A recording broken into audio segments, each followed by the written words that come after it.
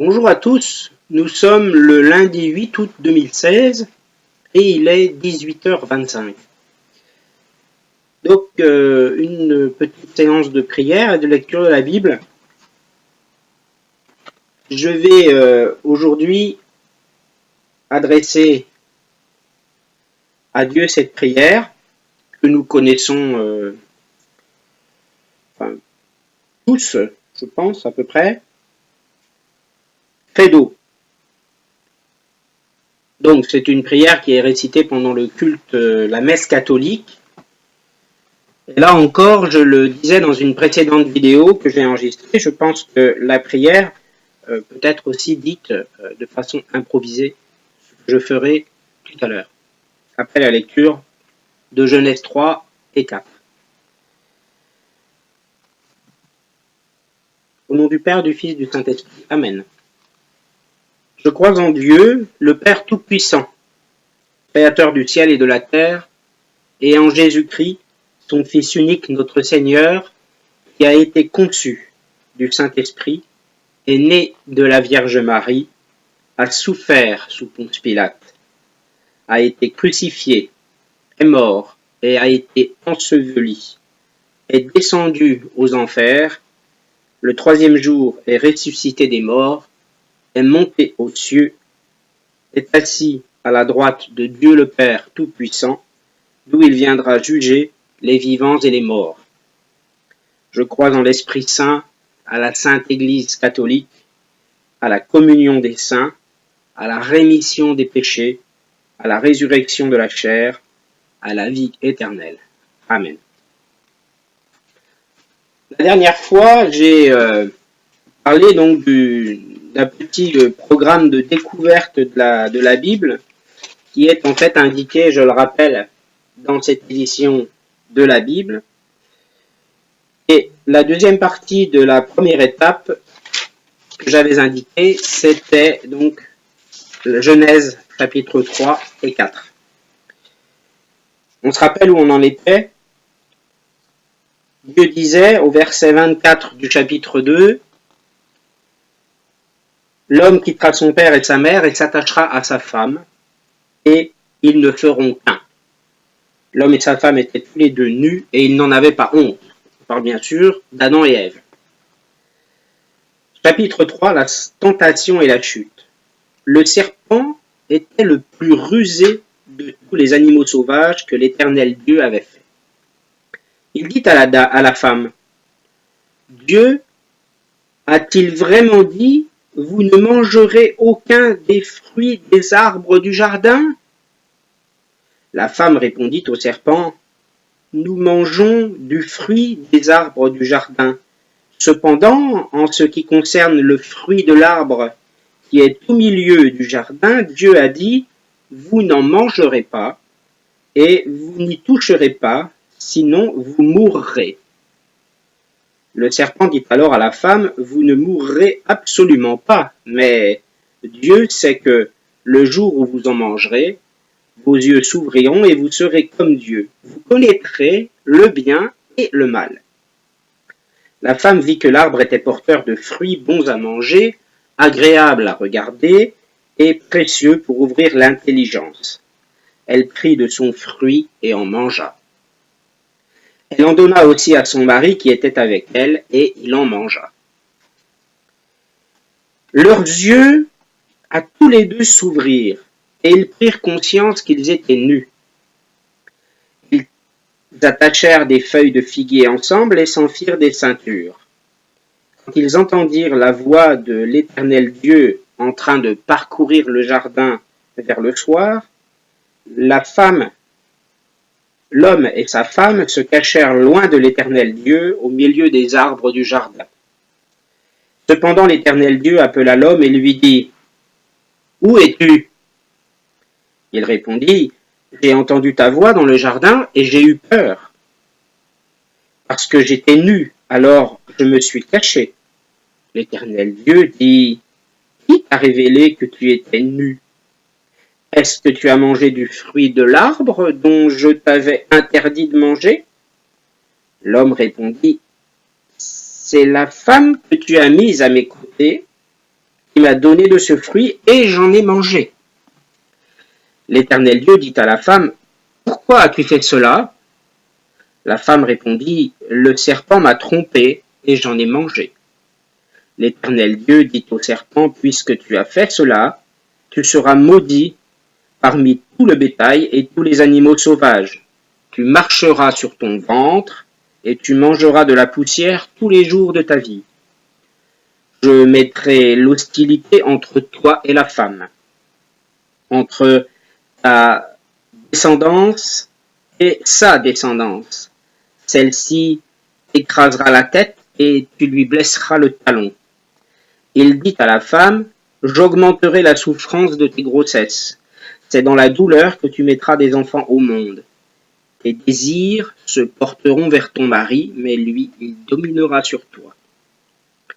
Il dit à l'homme, puisque tu as écouté ta femme et mangé du fruit au sujet duquel je t'avais donné cet ordre, tu n'en mangeras pas, le sol est maudit à cause de toi. C'est avec peine que tu en tireras ta nourriture tous les jours de ta vie. Il te produira des ronces et des chardons, et tu mangeras de l'herbe et des champs. C'est à la sueur de ton visage que tu mangeras du pain, et ce jusqu'à ce que tu retournes à la terre, puisque c'est d'elle que tu as été tiré. Oui, tu es poussière, et tu retourneras à la poussière. Adam appela sa femme Ève, car elle devait être la mère de tous les vivants. L'Éternel Dieu fit des habits en peau pour Adam et pour sa femme, et il les leur mit. L'Éternel Dieu dit, voilà que l'homme est devenu comme l'un de nous pour la connaissance du bien et du mal. Maintenant, empêchons-le de tendre la main, de prendre aussi du fruit de l'arbre de vie, d'en manger et de vivre éternellement. Ainsi l'Éternel Dieu le chassa du jardin d'Éden pour qu'il cultive la terre d'où il avait été tiré. Après avoir chassé Adam, il posta à l'est du jardin les chérubins qui agitent une épée flamboyante pour garder le chemin de l'arbre de vie. Chapitre 4. Caïn et Abel. Adam eut des relations conjugales avec sa femme, Ève. Elle tomba enceinte et mit au monde Caïn. Elle dit, j'ai donné vie à un homme avec l'aide de l'Éternel. Elle mit encore au monde le frère de Caïn, Abel. Abel fut berger et Caïn fut cultivateur. Au bout de quelque temps, Caïn fit une offrande des produits de la terre à l'Éternel. De son côté, Abel en fit une des premiers-nés de son troupeau et de leur graisse. L'Éternel porta un regard favorable sur Abel et sur son offrande, mais pas sur Caïn et sur son offrande. Caïn fut très irrité et il arbora un air sombre. L'Éternel dit à Caïn, « Pourquoi es-tu irrité et pourquoi arbores-tu un air sombre? Certainement, si tu agis bien, tu te relèveras. Si en revanche tu agis mal, le péché est couché à la porte et ses désirs se portent vers toi, mais c'est à toi de dominer sur lui. » Cependant, Caïn dit à son frère Abel, « Allons dans les champs. » Et alors qu'ils étaient dans les champs, il se jeta sur lui et le tua. L'Éternel dit à Caïn, « Où est ton frère Abel ?» Il répondit, « Je ne sais pas. Suis-je le gardien de mon frère ?» Dieu dit alors, « Qu'as-tu fait? Le sang de ton frère crie de la terre jusqu'à moi. Désormais, tu es maudit, chassé loin du sol qui s'est entrouvert pour boire le sang de ton frère versé par ta main. Quand tu cultiveras le sol, il ne te donnera plus toutes ses ressources. Tu seras errant et vagabond sur la terre. » Caïn dit à l'Éternel, « Ma peine est trop grande pour être supportée. Voici ce que tu me chasses aujourd'hui de cette terre. Je serai caché loin de toi. Je serai errant et vagabond sur la terre, et toute personne qui me trouvera pourra me tuer. L'Éternel lui dit, si quelqu'un tue Caïn, Caïn sera vengé 7 fois.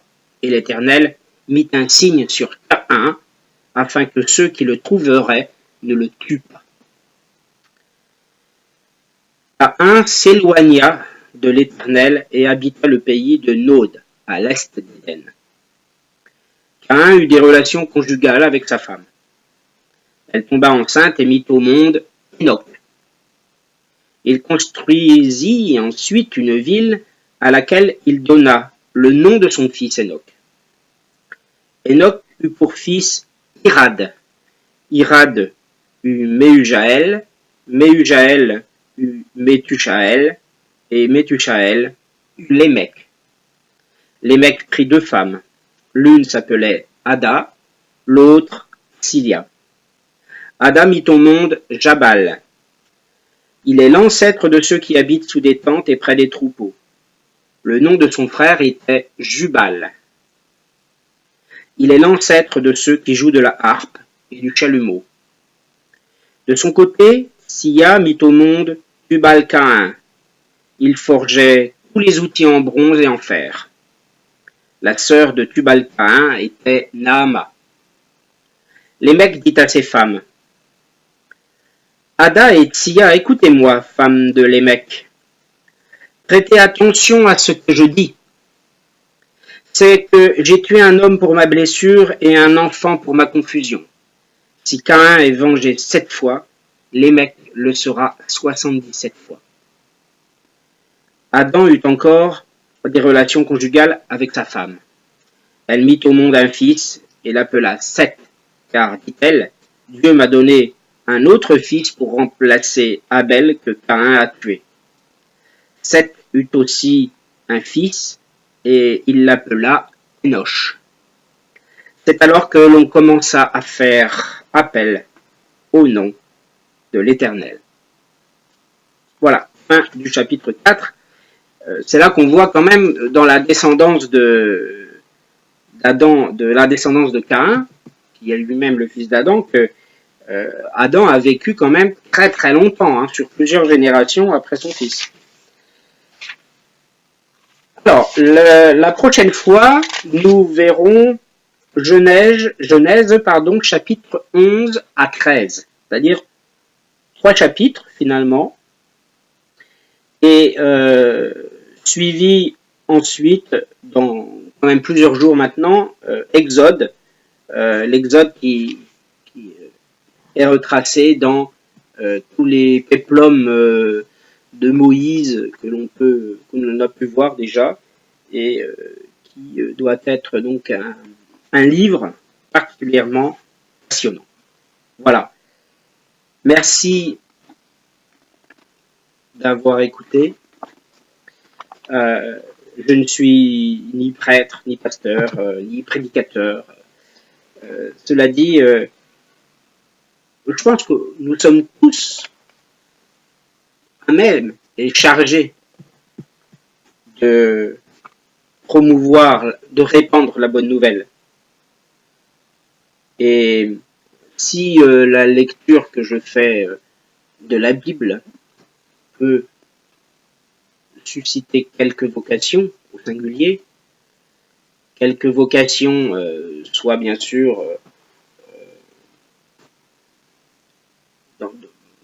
dans les ordres, pour quelqu'un qui souhaiterait entrer dans les ordres.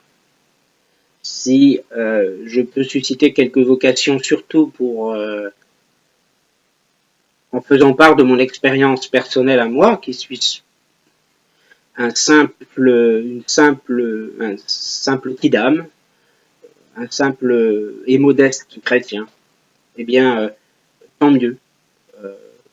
Vos retours pourront être appréciés, mais simplement, je n'en tirerai aucune gloire, aucune gloriole. Voilà,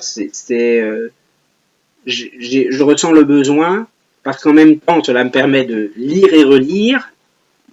Comme je l'ai déjà dit, j'ai déjà lu la Bible, mais pas toute la Bible. Et en même temps, voilà, cela,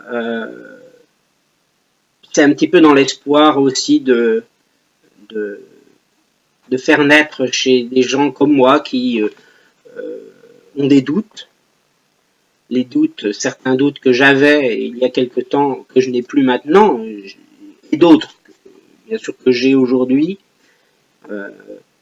eh bien, que ces doutes soient levés finalement, et que les personnes qui sentiraient qu'elles ont besoin de se rapprocher du Seigneur, eh bien, se base finalement sur mon expérience à moi et vivre dans la voie du Seigneur pour un meilleur, finalement, trouver la voie du bonheur, finalement. Parce que le bonheur n'est pas là où on voudrait habituellement le trouver, à mon sens. Avoir beaucoup de biens matériels, avoir beaucoup d'argent. Ce n'est pas ça le bonheur. Et je dirais même, le bonheur ne se résume pas à l'amour et à l'argent réunis. Non, le bonheur, c'est plus profond que ça, à mon sens, et je pense réellement que le bonheur par les biens matériels, notamment, est forcément éphémère. Alors que je suis intimement convaincu que le bonheur, en suivant la voie du Seigneur, lui, est constant et pérenne. Je ne vais pas employer le terme d'éternel, parce que oui, on aspire tous à la vie éternelle, on souhaite tous qu'il y ait quelque chose de l'autre côté. Si on a la foi, on sait que la vie est éternelle et que la vie existe au-delà de la mort physique, dans d'autres sphères de la réalité, va-t-on dire. Mais non, je pense que le bonheur vécu sur la vie terrestre ne peut pas être dissocié d'une vie spirituelle et de la fidélité aux prescriptions de notre Seigneur, Dieu l'Éternel. Nous ne pouvons pas vivre heureux sans la prière et sans demander à Dieu de nous aider à suivre sa voie le plus fidèlement possible, malgré les imperfections de notre humanité. Alors voilà, pardon pour ces hésitations, pardon, j'ai pas encore trop l'habitude, on va dire, mais simplement, je parle simplement avec mon cœur et j'ai découvert cet état d'esprit en moi il y a peu de temps finalement, même si je soupçonnais il y a depuis de très nombreuses années qu'en moi résidait une certaine part de désir de me rapprocher d'une vie divine, va-t-on dire, d'une vie spirituelle, pardon, j'employais peut-être pas le bon terme, mais d'une vie spirituelle, voilà, c'est ça. Alors, Dieu puisse permettre à ceux qui écoutent ces vidéos de suivre une voie qui leur permette de se rapprocher de lui, de sa parole. Et inversement, je demande aussi très humblement à ceux qui ont vécu un petit peu le même chemin que moi, là où j'en suis, je veux dire à l'heure actuelle, et qui se retrouvent un petit peu dans leur passé à eux, à travers mon présent à moi, ce présent dont j'ai parlé, eh bien, qu'ils me fassent part de leur expérience également.